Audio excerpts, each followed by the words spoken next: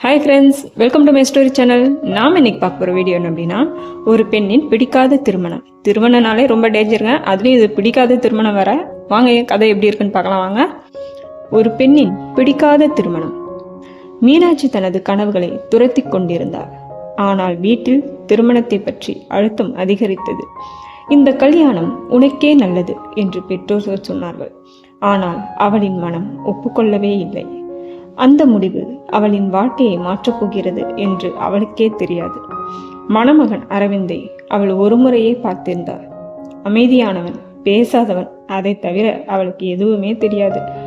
அவனை நம்பி வாழ முடியுமா என்ற பயம் அவளை பிடித்து ஆட்டி கொண்டிருந்தது. குடும்பம் மட்டுமே முடிவெடுத்தது. அவளின் மனதில் கோபமும் இருந்தது, பயமும் கலந்திருந்தது. மேடையில் மாலை மற்றும் நேரத்தில் அவளது கண்கள் சோர்ந்தே நின்றன. முகத்தில் சிறு புன்னகை கூட இல்லை. சிரிப்பை காட்டினாலும் உள்ளம் நொந்திருந்தது. அரவிந்தும் ஏதோ சொல்ல தயங்குவது போல இருந்தான்.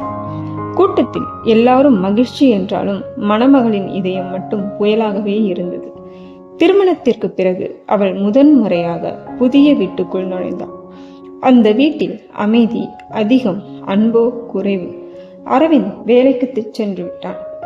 அவள் தனியாக இருந்தாள்.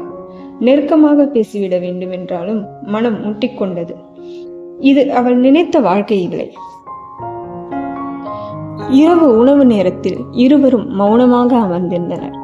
உங்களுக்கு பிடிக்காத கல்யாணம் என்று கேள்விப்பட்டேன் என்று அவன் மெதுவாக கேட்டான். அவள் அதிர்ச்சி அடைந்தாள். அவள் பதில் சொல்ல முயன்றாள். ஆனால் வார்த்தைகள் தொண்டையிலேயே நின்றுவிட்டன. அந்த இரவு இருவருக்கும் ஒரு குழப்பமாகவே முடிந்தது. அடுத்த சில நாட்கள் அரவிந்த் அதிகம் பேசவில்லை. அவள் பேச முயன்றாள். அவன் தலை மட்டும் ஆட்டிவிட்டு வேலைக்கு சென்று விட்டான். மனங்களுக்கு இடையே ஒரு சுவர் கட்டப்பட்டது. அந்த அமைதி அவளை துரத்த தொடங்கியது. இந்த இரவு எப்போதாவது உயிர்ப்பா என்று அவள் நினைத்தாள். அரவிந்தின் அறையில் ஒரு பழைய புகைப்படத்தை கண்டாள். அது ஒரு பெண்ணின் படம். அவளுடைய புன்னகை அழகாக இருந்தது. அவனுடைய வாழ்க்கையில் வேறு யாரோ இருந்தாரா என்று அவள் பதறினாள். இதை கேட்டால் பிரச்சனையா என்று பயம். ஆனால் உண்மை தெரிந்து கொள்ள வேண்டியது அவசியம்தானே. அவள் படம் பற்றி கேட்டபோது அரவிந்தின் முகம் சுளித்தது.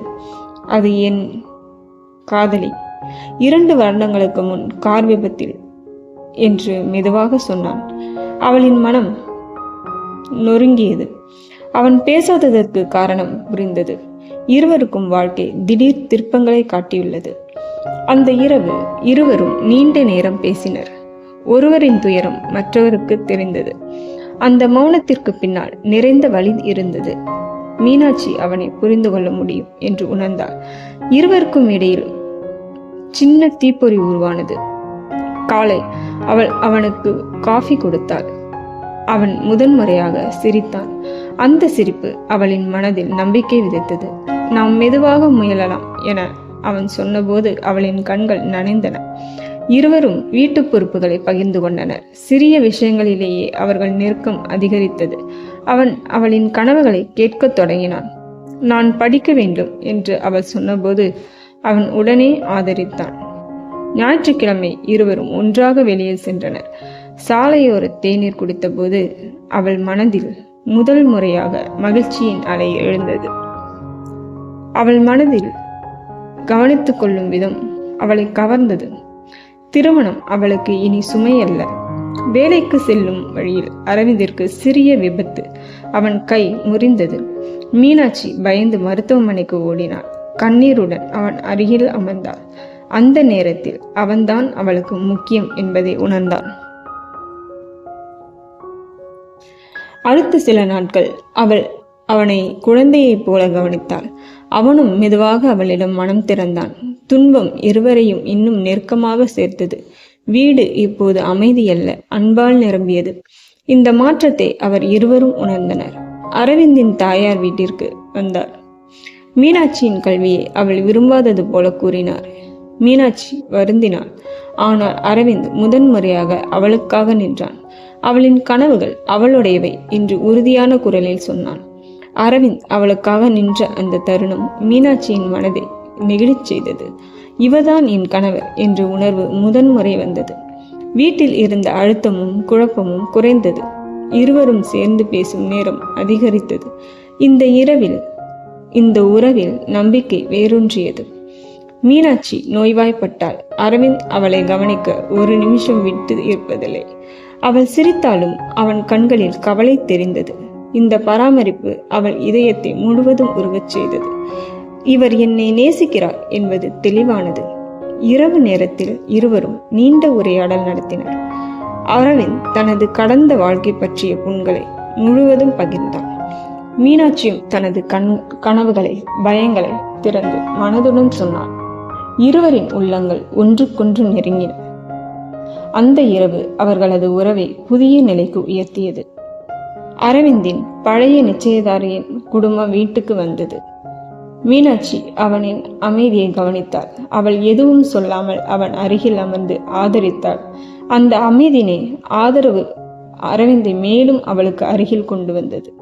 கடந்தது முடிந்தது, இன்று நீதான் என் வாழ்வு என்று அவன் சொன்னான். அவள் கண்கள் நனைந்தன. பிறகு அவன் கையை பிடித்தாள். அந்த தொடுதல் இருவருக்கும் நிம்மதியை தந்தது. இந்த உறவு இப்போது உண்மையான அன்பின் அடிப்படையில் நிற்கிறது. மீனாட்சி கல்லூரி சேர்க்கை அறிவித்தார். அரவிந்த் அவளோடு கல்லூரி வரிசை நின்று உதவினான். அவள் மகிழ்ச்சியில் பிரகாசித்தாள். உன் கனவு எனக்கு முக்கியம் என்று அவன் சொன்னான். இந்த அன்பு அவளுக்கு ஊக்கமாக இருந்தது. ஊர் மக்கள் மனைவியை கல்லூரிக்கு போறலாம் என்று பேசினர். மீனாட்சி சற்று கவலைப்பட்டாள். ஆனால் அரவிந்த் சிரித்து கொண்டே அவர்கள் பேசட்டும், நாம் முன்னேறலாம் என்றான். அவள் அந்த வார்த்தைகளில் பலம் கண்டாள்.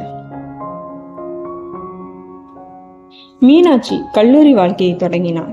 புதிய நண்பர்கள், புதிய சூழல் எல்லாம் அவளுக்கு புதியதாக இருந்தது. அதனால் தினமும் அரவிந்தின் ஆதரவு அவளை முன்னேற்றியது. அவளின் மதிப்பெண்கள் உயரத் தொடங்கின.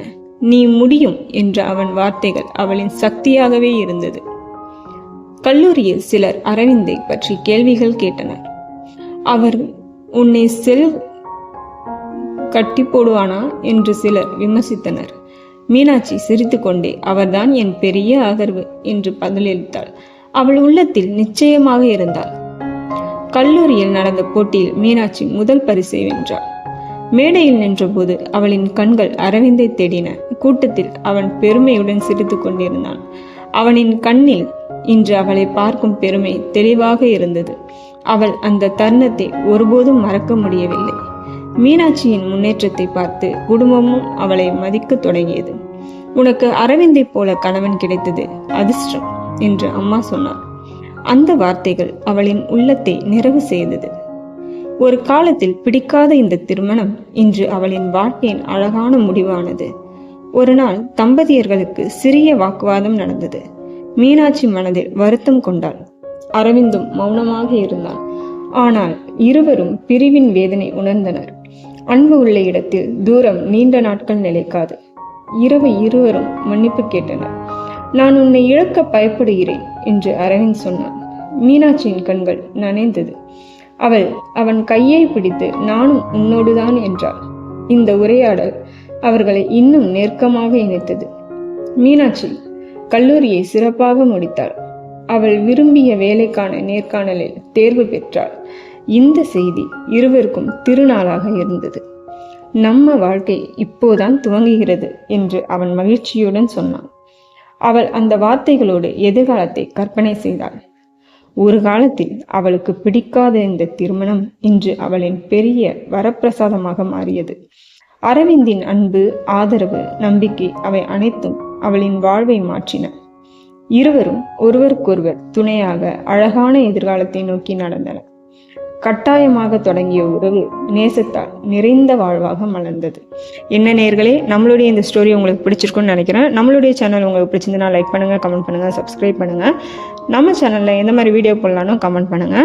இதே மாதிரி உங்களுடைய சேனலும் ஃபாஸ்ட்டாக க்ரோ ஆகணுமா, நம்மளுடைய மெயில் ஐடிக்கு மெசேஜ் பண்ணுங்க. எல்லா டீட்டெயில்ஸும் நாங்கள் அதில் சொல்கிறோம். தேங்க்யூ.